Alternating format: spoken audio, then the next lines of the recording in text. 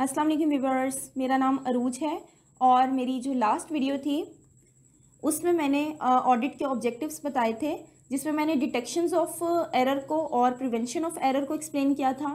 और आज मैं detection of fraud and prevention of fraud को एक्सप्लेन करूँगी।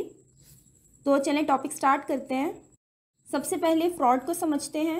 फ्रॉड एक फॉल्स रिप्रेजेंटेशन होती है, यानी इसमें जानबूझकर किसी पर्सन से कुछ छुपाया जाता है। जैसे हमने एरर में पढ़ा था, वो अनइंटेंशनल मिस्टेक्स होती हैं जिसमें उस बंदे की कोई गलती नहीं होती या वो जानबूझकर नहीं करता। लेकिन फ्रॉड एक इंटेंशनल मिस्टेक्स होती हैं जिसमें जानबूझकर कोई बंदा किसी को धोखा देता है।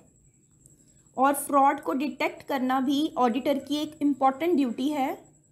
फ्रॉड को फर्दर 3 कैटेगरीज में डिवाइड किया गया है। फर्स्ट है एम्बेजलमेंट ऑफ कैश, सेकंड है miss appropriation of goods and third है manipulation of accounts.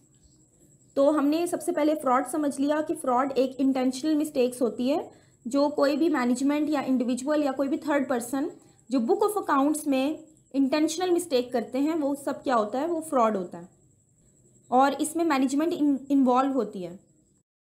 First category है एम्बेजलमेंट ऑफ कैश, यानी कैश में हेरा फेरी कैसे होती है। कैश में एम्बेजलमेंट जो है वो एक बिज़नेस के स्केल पे डिपेंड करती है कि वो बिज़नेस लार्ज स्केल पर है या स्मॉल स्केल पर है। ठीक है, जो स्मॉल बिजनेस होते हैं, स्मॉल ऑर्गेनाइजेशंस हैं, उनमें जो कैश में मिस एप्रोप्रिएशंस हैं उसकी पॉसिबिलिटीज़ बहुत कम होती हैं, क्योंकि जो स्मॉल बिजनेस होते हैं उसमें जो प्रोपराइटर है या अगर वो सोल प्रोपराइटरशिप में है बिजनेस, तो उसमें एक डायरेक्ट कंट्रोल होता है पूरी ऑर्गेनाइजेशन पूरी बिजनेस पे एक कंट्रोल होता है, डायरेक्ट कंट्रोल होता है। तो उसमें कैश मिस एप्रोप्रिएशन के चांसेस बहुत कम होते हैं, क्योंकि जो उस स्मॉल बिजनेस का प्रोपराइटर होगा उसके कैश रसीट्स पे एंड कैश डिसबर्समेंट पे डायरेक्ट कंट्रोल होगा, तो उसमें हेरा फेरी के चांसेस बहुत कम होते हैं।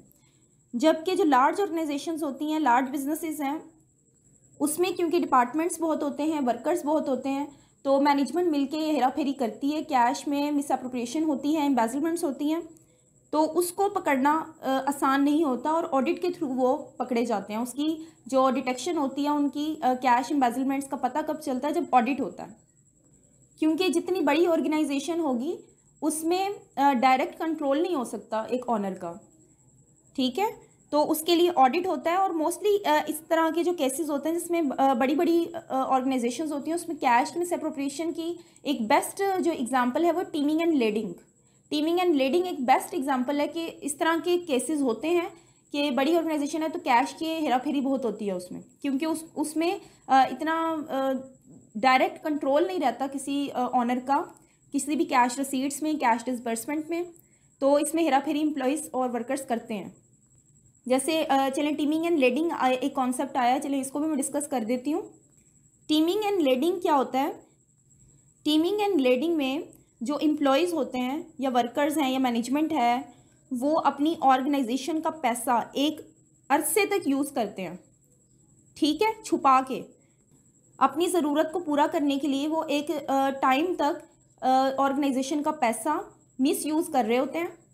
और इस तरह के केसेस में मैनेजमेंट डायरेक्टर्स ये इन्वॉल्व होते हैं और ऐसा नहीं होता कि जो अमाउंट वो यूज़ कर रहे हैं वो रिकवर नहीं होती, वो रिकवर भी हो जाती है, यानी वो अमाउंट एक स्पेसिफिक टाइम तक अपनी ज़रूरत के लिए वो यूज़ करते हैं। लेकिन at the end of the year जब उन्हें पता चलता है कि अब ऑडिट कंडक्ट होगा इस पर्टिकुलर ऑर्गेनाइजेशन का, तो वो उस टाइम तक उस अमाउंट की सेटलमेंट भी कर देते हैं और वो उस कैश को किस तरीके से यूज़ जो किया है उसको कैसे हाइड करते हैं कि वो चेक पे यानी शो करवाते हैं कि वो पर्सनल यूज़ के लिए जो चेक यू हो रहा है उसको बिजनेस एक्सपेंस के चार्ज कर देते हैं।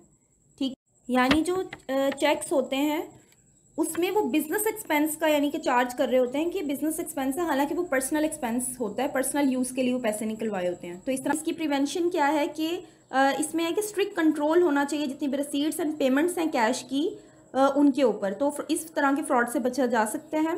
और ऑडिटर कैसे पकड़ता है कि वो कैश बुक को ओरिजिनल रिकॉर्ड्स के साथ मैच करता है, जितने भी बिल रजिस्टर्स होते हैं उनको चेक करता है, इनवॉइसेस चेक करता है, वाउचर्स को चेक करता है, तो इस तरह के जो फ्रॉड है उसको डिटेक्ट करता है वो। सेकंड है मिस एप्रोप्रिएशन ऑफ गुड्स। इसमें भी बहुत से फ्रॉड्स होते हैं, गुड्स की मिस अप्रोप्रिएशन होती है। और इस किस्म के जो फ्रॉड्स होते हैं वो एम्प्लॉयज़ वर्कर्स मिलकर करते हैं। जैसे कोई भी वैल्यूएबल गुड्स होती हैं उनको मतलब कि चुरा लेते हैं या वो छुपा लेते हैं उन चीज़ों को, और अपने यानी कि पर्सनली उन्हें सेल करके उससे बेनिफिट अर्न करते हैं। और इस तरह के जो केसेस होते हैं उसमें जो स्टोर कीपर होता है वो मैनेजर के गुड्स को इलीगल सेल करता है थर्ड पार्टी को अपने पर्सनल बेनिफिट के लिए। इसकी बेस्ट एग्जांपल है over valuation of good issued and under statement of good issued. ठीक है, और इसकी प्रिवेंशन कैसे हो सकती है कि अगर पीरियोडिकल एंड सरप्राइज चेकिंग हो स्टॉक की या गुड्स की, और प्रॉपर मेंटेन हो उसका इनवर्ड एंड आउटवर्ड मूवमेंट के स्टॉक कहाँ जा रहा है, कितना जा रहा है, उसका प्रॉपर रिकॉर्ड अगर होगा तो इस तरह के फ्रॉड में काफ़ी पॉसिबिलिटी है कि उसको ओवरकम किया जा सके या रिड्यूस हो सके वो। उसके बाद थर्ड है मैनिपुलेशन ऑफ अकाउंट्स। इसमें अकाउंट में फॉल्सिफिकेशन होती है या मैनिपुलेशन होती है। तो इस किस्म के जो फ्रॉड्स होते हैं उसको डिटेक्ट करना थोड़ा डिफ़िकल्ट होता है, क्योंकि जो ये वो लोग करते हैं जो टॉप पोजीशंस पर होते हैं, लाइक डायरेक्टर्स हैं, मैनेजर्स हैं, ये फाइनेंशियल कंट्रोलर्स हैं। वो सब क्या करते हैं, कोई अकाउंट्स वगैरह में फॉल्स एंट्री पास कर देते हैं। ठीक है, तो इस तरह के जो फ्रॉड्स होते हैं उससे कैसे बच सकते हैं कि अगर जो ऑडिटर है वो डायरेक्टर की, मैनेजर्स की और फाइनेंशियल कंट्रोलर्स की सबकी यानी इंक्वायरी करे, यानी डीपली डेप्थ में उनकी इंक्वायरी करे, उनके सारी चीज़ों को चेक करे, तो इस तरह के फ्रॉड जो हैं वो पकड़े जा सकते हैं। तो आई होप व्यूअर्स आपको मेरी वीडियो पसंद आई होगी। अगर आपको मेरी वीडियो पसंद आई हो तो आप मेरे चैनल को सब्सक्राइब करें और बेल आइकन प्रेस करें ताकि मेरी हर आने वाली लेटेस्ट वीडियो भी आप देख सकें, और अपने फ्रेंड्स के साथ भी शेयर करें वीडियो को। और अगर आप किसी स्पेसिफिक टॉपिक पे वीडियो बनवाना चाहते हैं तो वो भी आप मुझे कमेंट बॉक्स में बताएं, मैं इंशाल्लाह ताला उस टॉपिक पे भी वीडियो बनाऊंगी। और आप सब अपना ख्याल रखें, मुझे अपनी दुआओं में याद रखें।